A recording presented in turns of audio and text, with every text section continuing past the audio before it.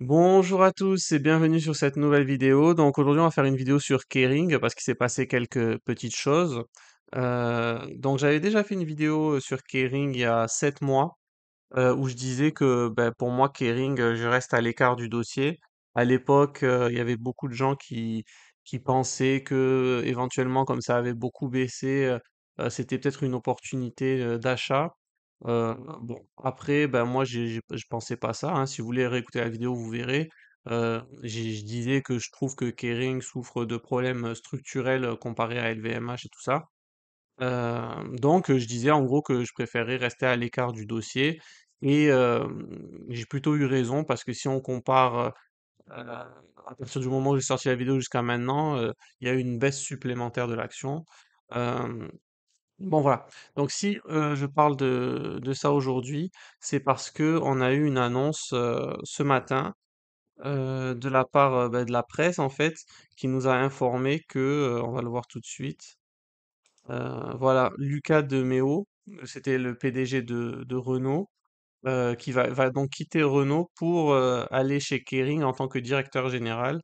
Donc ça n'a pas été confirmé encore par Kering, mais il semblerait que ce soit vrai parce que toute la presse reprend ça, donc les sources doivent être quand même fiables. En tout cas, ça n'a pas été démenti, donc probablement c'est ce qui va se passer. Et donc cette nouvelle, qu'on a eue, là, depuis, ce matin, ça a provoqué, à l'ouverture une explosion de l'action Kering telle qu'on le voit là. Donc à l'heure où je vous parle, là, c'est 15h, elle a pris 10. Donc je pense que ça devrait continuer sur cette lancée, jusqu'à la clôture à 17h30. Voilà donc est-ce que c'est un mirage cette hausse ou est-ce que c'est une opportunité? Comment on peut interpréter cette hausse? Heu, je vais vous donner quelques petits éléments en fait, d'appréciation. Si vous voulez, Luca de Meo, c'est quelqu'un qui était un PDG qui a fait, toute sa carrière dans le secteur automobile. Donc d'après ce que j'ai pu voir, après je suis pas un expert, mais j'ai vu qu'il a redressé pas mal de marques, automobiles. Et il a été, visiblement pressenti par, le PDG actuel, François-Henri Pinault, donc le fils du fondateur de Kering, pour prendre la direction générale de Kering et essayer de redresser la barre parce qu'effectivement, l'entreprise, ça fait un petit moment qu'elle allait pas bien. Et donc en fait, c'est ça qui a, boosté, on va dire, les investissements dans Kering et qui ont fait monter, l'action.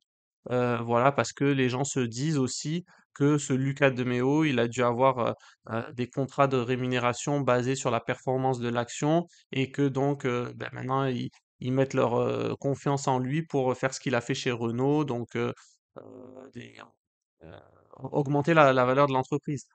Après, la question qui se pose, c'est que, enfin, cette nomination-là, ça démontre clairement il se passe actuellement pour moi un naufrage chez Kering, et c'est un aveu d'échec total de François-Henri Pinault. Mais on peut lui reconnaître quand même qu'il a eu la lucidité de laisser sa place de directeur général euh, à quelqu'un d'autre heu, devant, tous les échecs de l'entreprise, hein. Parmi les échecs, on peut citer le fait que la marque, c'est une des seules marques de luxe à faire des soldes.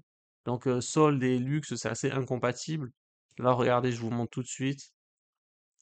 Donc, il y a des boutiques exprès d'articles soldés de Gucci, par exemple. Heu, voilà.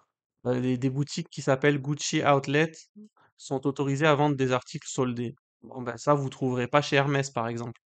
Et c'est en fait, c'est des styles de décision managériale de ce type qui ont vraiment abîmé les images, l'image de marque des maisons de Kering, en voulant notamment en Asie faire des prix bas pour intéresser les jeunes. Ça a marché au début, mais après voilà, ils ont perdu le prestige qu'ils avaient. Et ce que vous avez et l'atout, l'asset le plus important que vous avez quand vous êtes une marque de luxe, c'est votre image et votre réputation. Donc si vous bradez ça pour surfer sur une trend et perdre, votre âme, ça va peut-être, et que vous baissez les prix, ça va peut-être marcher, quelques mois, quelques trimestres, mais en fin de compte, sur le long terme, ça va gravement nuire, à la croissance future parce que voilà, dans une marque de luxe, on attend de l'exclusivité, on attend de l'innovation, on attend du prestige, heu, et pas, simplement, du prêt-à-porter. Après, je dis pas que c'est du prêt-à-porter, mais ils se sont tirés une balle dans le pied eux-mêmes en faisant tout ce qui est ces soldes, en voilà, en voulant, se rapprocher des tendances, urbaines, plus que, délaisser et en délaissant leur cœur de métier.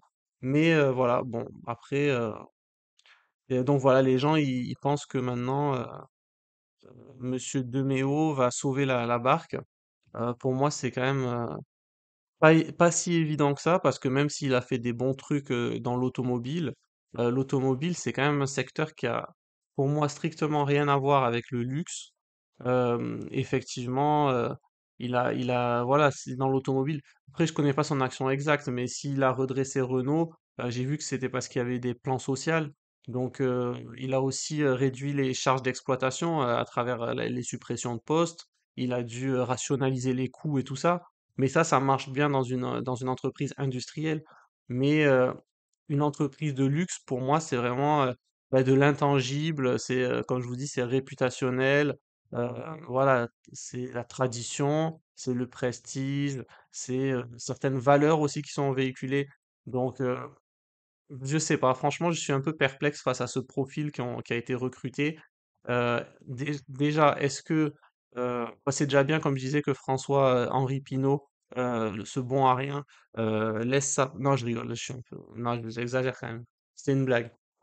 Que ce personnage, François-Henri Pinault, laisse sa place de directeur général face aux échecs successifs et notamment ben, on le voit clairement, par exemple, là, je vous ai mis les résultats annuels de LVMH en 2024. Oui, ce sont ces petits résultats. Ta, ta, ta, ta, ta, ta, ta.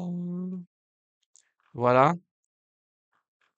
Donc, en 2024, on va regarder juste les ventes. Donc, ils ont progressé on va dire, ça a stagné. Bon, ça a progressé de 1% en organique. Tandis que Kering, je les ai plus là. Ah, si, ils sont là. Tandis que Kering, sur la même année, c'est moins de 12% en données comparables. Donc, il y a une différence. Et cette différence, elle s'explique bah, par tout ce que je vous ai dit, hein, voilà, les erreurs stratégiques, voilà. Et le problème, c'est que Kering, ils n'ont jamais admis ça. Et au fil des publications, eux, ce qu'ils disaient, c'est la conjoncture économique n'est pas bonne. Oui, ils ont essayé aussi de dire que ils vont mettre un nouveau designer à je sais pas quelle maison. Chez Gucci, ils en ont passé plusieurs designers. Soi-disant, les collections étaient bien accueillies, mais au final, ça se retranscrit pas dans les résultats. Voilà, en fait, il y a un problème de gouvernance, il y a un problème de conception de ce qu'est le luxe, en fait, et je pense d'incompétence, en fait, de François-Henri Pinault, qui depuis 20 ans est à la tête du groupe et Heu, après, forcément quand le contexte était porteur, dans les années 2010, 2013, 2015, tout ça, ben effectivement, ça se voyait pas trop parce que tout marchait bien, l'économie, était, au beau fixe, on va dire. Donc effectivement, les résultats étaient bons, mais dans les périodes difficiles, c'est là qu'on voit les bons gestionnaires et les bons stratèges, heu, ce qui visiblement, n'est pas le cas de François-Henri Pinault. Et souvent on dit que c'est le problème des secondes générations, et malheureusement ça confirme cette règle-là, hein. François-Henri Pinault qui est le fils du fondateur. Hem et voilà, on a vu aussi ce cas-là de seconde génération qui foutait le business en l'air, un cas d'école même avec, comment il s'appelle? Arnaud Lagardère, bah, qui a foutu complètement la boîte en l'air, de façon, mais on pou on aurait mis, si vous voulez, un macaque à sa place pour diriger Lagardère, peut-être que le groupe, il serait encore, entier à l'heure actuelle. Enfin, ça a été démembré petit à petit, ça a été, enfin non, je rigole, je suis pas être dur avec Arnaud Lagardère, mais franchement, c'est ridicule, le petit Nono. Je sais pas si vous avez vu le reportage là où il y avait eu, des caméras qui étaient invitées, à suivre sa vie, parce que je crois qu'il est avec une top modèle, je sais pas quoi et enfin bref, c'était tellement pathétique, et sa belle-mère l'appelle Nono, enfin bref, des conneries comme ça. lui, c'était vraiment pas un mec qui était fait pour gérer ce business-là. Euh, et donc, ben voilà, Lagardère. Et vraiment, moi, je trouve que c'est vraiment la honte, hein. Franchement, quand t'es un Arnaud Lagardère, même à une moindre échelle, un François-Henri Pinault, euh, en fait, tout ça, c'est des gosses de riches. euh, ils connaissent pas le travail. Le problème, c'est que ils ont toujours grandi dans le luxe et que du coup, voilà, après, quand il faut mettre les mains dans le cambouis de la société, des orientations stratégiques, de la trésorerie, des comptes de résultats, des participations, ils sont perdus parce que eux, tout leur est toujours tombé dans le bec. Donc eux, tout ce qu'ils voulaient faire, tout ce qu'ils faisaient, c'était de faire la fête à Ibiza ou Miami, voilà. Et puis les deux, de toute façon, ils sont avec ils se sont mis en couple avec des starlets là, donc c'est mieux qu'ils restent éloignés du business parce que voilà, je pense qu'ils ont pas cette fibre là. Et je leur reproche pas parce que quand on a vécu toujours bah, avec des parents millionnaires et tout ça, en soi, il y a pas besoin d'avoir la fibre du business parce que tu as déjà plié le game de la vie avant même d'avoir commencé. Enfin, je veux dire, quand tu nais chez un Lagardère ou chez un Pinault, voilà, tu vas pas te demander comment tu vas assurer tes jours et ta subsistance, quoi. Donc voilà, c'est pour ça, je pense qu'on dit que les secondes générations, ils sont pas très bons dans le business. Et ben là, ça se voit, on a un cas typique avec François-Henri Pinault. La question que je me pose aussi, c'est d'accord, c'est une forme d'aveu d'échec, hein, le fait de changer de laisser sa place de PDG, mais est-ce que il va laisser par exemple les coups des franches à, comment ça s'appelle, à Lucas de Méo, pour mettre en place cette stratégie? Est-ce qu'il va pas, par ego, bloquer certaines décisions ou vouloir quand même être en contrôle malgré tout? Enfin, je sais pas. Est-ce qu'il aura les coups des franches? On verra. Mais voilà, au-delà de ça, ça reste quand même une honte pour moi euh, de presque, je vais pas dire couler un business parce que l'entreprise, elle reste quand même profitable. Mais voilà, quand tu compares ça à du LVMH et encore plus à du Hermès, eh ben, il y a clairement un problème stratégique hein, chez Kering, hein, voilà.